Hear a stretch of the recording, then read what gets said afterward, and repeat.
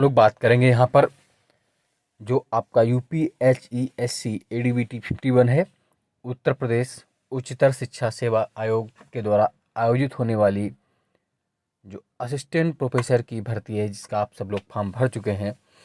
बहुत दिनों से आप लोग कर रहे थे सर इसके एग्ज़ाम डेट के बारे में कुछ जानकारी दीजिए, तो उसी संबंधित मुद्दे पर हम लोग बात करेंगे कि एग्ज़ाम डेट कब तक हो सकती है और आप तैयारी का स्तर अपना कैसे रखें कि आप अंततः मेरी तरह फाइनल सिलेक्शन लेकर आएँ। अधिकतम मार्क्स कैसे लाना है, और एक चर्चा इस पर हम लोग करेंगे कि जो गवर्नमेंट डिग्री कॉलेज में जीडीसी में जो वैकेंसी आने वाली है प्रोफेसर की, उसमें किस बदलाव की मांग हो रही है। इन सब बातों पर हम लोग बात करेंगे। तो सबसे पहले आप ये समझ लीजिए कि कल ही मैंने आपसे कहा था कि जो बेसिक मोटो हैं आपके, जैसे एडीबीटी जो 50 है, उसमें कुछ बदलाव की मांग हुई है और कुछ माननीय हाईकोर्ट द्वारा आदेश दिया गया है। इसलिए अभी आ, आयोग को पहले उस प्रक्रिया का पालन करना पड़ेगा जिसमें मैं कल बताया भी था आपको कि 4 विषयों के रिजल्ट संशोधित करने पड़ेंगे और कुछ चयनित व्यक्ति बाहर भी हो सकते हैं। तो अभी कुछ समय उसमें लगेगा। तो अब जो मूल यक्ष प्रश्न है अपना कि एडीबीटी 51 यानी कि जो विज्ञापन संख्या 51 है, एडवर्टीजमेंट नंबर 51 है, जिसका आप सबने फॉर्म भरा है, जिसमें 981 982, हाँ शायद 981 या 82 जो भी हो देख लीजिएगा, पद हैं। उन 982 जो वैकेंसीज हैं उसके लिए लगभग 1.14 लगभग 1,14,000 लोगों ने फॉर्म अप्लाई किए हुए हैं। और फिर वो अभी आपके प्रश्न पत्र छपाई की प्रक्रिया शुरू हुई है। और आपको अधिकतम अंक कैसे प्राप्त करने हैं, उससे पहले अगर हम बात करें कि क्या क्वेश्चंस हो सकते हैं, तो देखिए एक जो मेरा पेड बैच चल रहा है जीएस के लिए, उसमें देखिए क्वेश्चन क्या कि जूनागढ़ का विलय भारतीय संघ में कब किया गया था। ये देखिए क्वेश्चन है और इसका आंसर आप सब जानते हैं 9 नवंबर 1947। तो जो हिस्ट्री वाले भी हैं और जो जीएस वाले, उन दोनों में क्वेश्चन ही आ सकता है। ऑपरेशन विजय संबंधित था किससे? कश्मीर विलय से, जूनागढ़ विलय, हैदराबाद विलय या गोवा विलय? तो इसका आंसर क्या? गोवा विलय। इसी तरह के और भी बहुत सारे क्वेश्चंस आपको देखने को यहाँ पर मिल जाएंगे। बात पर अगर हम आए तो हम ये देख पाएंगे कि जो आपका एग्ज़ाम है, अभी पेपर प्रक्रिया शुरू हुई, मॉडरेशन सेटिंग हुआ सब, और एडीबीटी 50 का भी जो दोबारा रिजल्ट उसमें टाइम लगे। इस तरह अगर आपका देखा जाए तो मेरे हिसाब से जो आपका, जहाँ तक सूचना भी मुझे मिल रही है, आपका एग्ज़ाम जनवरी में ही संभव है। जनवरी के पहले संभव दिखता नहीं है, और जनवरी में 100% होगा। जनवरी और फरवरी अगर 2-3 चरणों में होगा तो कुछ चरण जनवरी में होंगे और कुछ फरवरी में होंगे, ये आप मान के चलिए।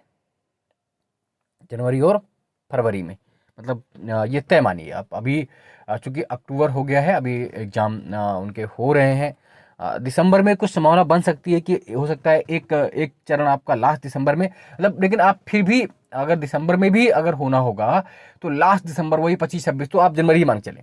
तो जनवरी और फरवरी बहुत बहुत संभव है कि आपका एग्ज़ाम, अधिकांश एग्ज़ाम आपका जनवरी में हो सकता है एक आध चरण फरवरी में जाए, एक आध अगर दिसंबर जनवरी में हुआ। हालांकि दिसंबर जनवरी की संभावना आप ना मान के चलें, आप जनवरी फरवरी की संभावना मान के चलें, यानी आपके पास अभी लगभग 3 महीने हैं। तो अपनी तैयारी को आप धार दीजिए और अधिकतम मार्क्स लाइए। और जीएस और जो भी आपका सब्जेक्ट है उसके लिए आप एकदम ब्रह्मास्त्र की तरह, जैसे खासतौर से जो हिस्ट्री वाले हैं, तो हिस्ट्री को अगर चाहें तो एक तो एनसीईआरटी पढ़ डालें कक्षा 9 से लेकर 12 तक, मैं हिस्ट्री की बात कर रहा हूँ आज।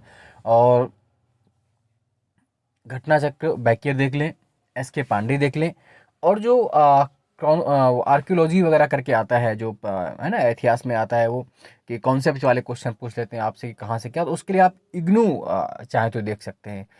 इग्नू के नोट्स पे बेहतर वो दिया हुआ है ना, क्रोनोलॉजी और इतिहास लेखन वगैरह जो क्वेश्चन हैं वो आप इग्नू के नोट से देख लें तो आपको बेहतर मिल जाए। तो आप ये समझ लीजिए कि आपका एग्जाम जनवरी और फरवरी में होने जा रहा। अब देखते हैं क्या बात हो रही है बदलाव की।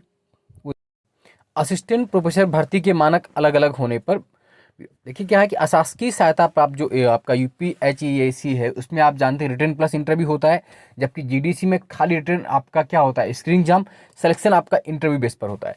तो अशासकीय सहायता प्राप्त महाविद्यालयों और राजकीय महाविद्यालयों में असिस्टेंट प्रोफेसर के पद पर भर्ती के मानक अलग अलग होने पर सवाल उठने लगे हैं। प्रतियोगी छात्र चाहते हैं कि अशासकीय की तरह राजकीय डिग्री कॉलेजों में लिखित परीक्षा से भर्ती की जाए। अशासकीय सहायता प्राप्त महाविद्यालयों में उत्तर प्रदेश उच्चतर शिक्षा सेवा आयोग यूपीएचईएससी लिखित परीक्षा और इंटरव्यू के माध्यम से असिस्टेंट प्रोफेसर की पदों की भर्ती करता है। वहीं राजकीय महाविद्यालयों में उत्तर प्रदेश लोक सेवा आयोग सीधे इंटरव्यू के माध्यम से भर्ती करता है। भ्रष्टाचार के सबसे ज्यादा आरोप सीधी भर्ती को लेकर लगते रहे हैं। जैसे पहले राजकीय इंटर कॉलेज में प्रवक्ता के पदों पर सीधी भर्ती होती थी, लेकिन इस बार आयोग ने 2 चरणों में लिखित परीक्षा के माध्यम से प्रवक्ता के पदों में भर्ती किए। इस बदलाव के बाद मांग ये उठने लगी है कि राजकीय महाविद्यालयों में डिग्री कॉलेजेस में भी जो यूपीपीएससी से आते हैं असिस्टेंट प्रोफेसर की भर्ती कम से कम 2 चरणों में कराई जाए। प्रतियोगी छात्र संघर्ष समिति के लोगों का कहना है कि जब अशासकीय कॉलेजों में लिखित परीक्षा और इंटरव्यू के माध्यम से असिस्टेंट प्रोफेसर की पदों पर भर्ती होती है तो भर्तियों में पारदर्शिता का दावा करने वाला यूपीपीएससी राजकीय महाविद्यालयों में राजकीय डिग्री कॉलेज में लिखित परीक्षा के माध्यम से असिस्टेंट प्रोफेसर के पदों पर भर्ती क्यों नहीं कर सकता। इस मामले पर यूपीपीएससी और शासन को समिति की ओर से पत्र लिखा जाएगा। साथ ही राज्यपाल से हस्तक्षेप की मांग की जाएगी। समिति की ओर से ये मांग भी की जाएगी कि राजकीय इंटर कॉलेजों में प्रवक्ता भर्ती की तरह राजकीय महाविद्यालयों में असिस्टेंट प्रोफेसर के पदों पर भर्ती 2 चरणों की परीक्षा के माध्यम से कराई जाए। मतलब मेन बात यह है कि शुचिता बनी रहे, पारदर्शिता बनी रहे। अभी आप जानते हैं जो आप एग्जाम देंगे एडीबीटी 51 का यूपीएचईसी में क्या होता है, आप मोटा मोटा समझ लीजिए। यूपीएचईसी में क्या होता है, रिटन लिखित परीक्षा के एग्जाम जो आप देंगे प्लस इंटरव्यू, उन दोनों के आधार पर आपका चयन होता है यूपीएचईसी में। जबकि जो यूपीपीएससी जीडीसी होगा, यूपीपीएससी जीडीसी जो होता है उसमें क्या रिटर्न आपका सिर्फ क्वालिफाइंग है, इसके मार्क्स रिटर्न के जुड़ते नहीं हैं। रिटर्न एक स्क्रीनिंग एग्जाम, इसके मार्क्स नहीं जुड़ेंगे। आपका सिलेक्शन खाली इंटरव्यू बेस पर होता है, इसलिए इसके बदलाव की मांग की जा रही है और होनी भी चाहिए। रिटर्न के मार्क्स जुड़ने भी चाहिए। अब रही बात आपके तैयारी की, तो आप तैयारी अपनी इतनी बेहतर रखें कि आपको अंततः चयन पत्र मिले और आप भी अपने आप को देखकर खुश हों। जीएस आप अपनी बेहतर करिए और आपको भी फिर लगे कि नहीं हमें भी होना है। और जब वो चयन पत्र आप जाके ज्वाइन करते हैं इस किसी डिग्री कॉलेज में तो आपको फिर लगता है कि नहीं हमने ज्वाइन किया और हमें कितना बेहतर मौका मिलता है। आप वो देख सकते हैं कैसे आपको भी जब ये कार्ड मिलेगा government of Uttar Pradesh director of higher education UP, और ये सबसे ज़्यादा आपको अच्छा लगेगा क्लास 1 गस्टेड। देखिए क्लास 1 गस्टेड की पोस्ट होती है यूपीपीएससी जीडीसी में। ये देखिए अनुपम अवस्थी, और ये मेरा जिस कॉलेज में अपॉइंटमेंट है MK government degree college Farrukhabad है ना। ये तो अगर इसको प्राप्त करना है, यहाँ पहुँचना चाहते तो आपको मेहनत निश्चित रूप से करनी पड़ेगी, बिल्कुल बिना किसी बेहिचक के मेहनत करनी पड़ेगी। आपके एग्जाम में इस तरह के क्वेश्चन भी आ सकते हैं कि हाल ही में किस राज्य के मुख्यमंत्री ने हाल ही में फुटबॉल फॉर ऑल कार्यक्रम शुरू किया है। ओडिशा, गुजरात, सिक्किम, उत्तर प्रदेश। आप सब जानते हैं किसे शुरू किया है, ओडिशा ने। तो इसी तरह के क्वेश्चंस जो मैंने यूपी पीएससीएस आरओ और जीडीसी और डिग्री कॉलेज को लेकर बैच शुरू किया है जीएस का 2023 का सुपर 40, तो उसमें इस तरह क्वेश्चन मिलेंगे। और आप जब तक एग्जाम देंगे जीडीसी का तब तक कितने बेहतर क्वेश्चन हो जाएंगे आप कल्पना करिए।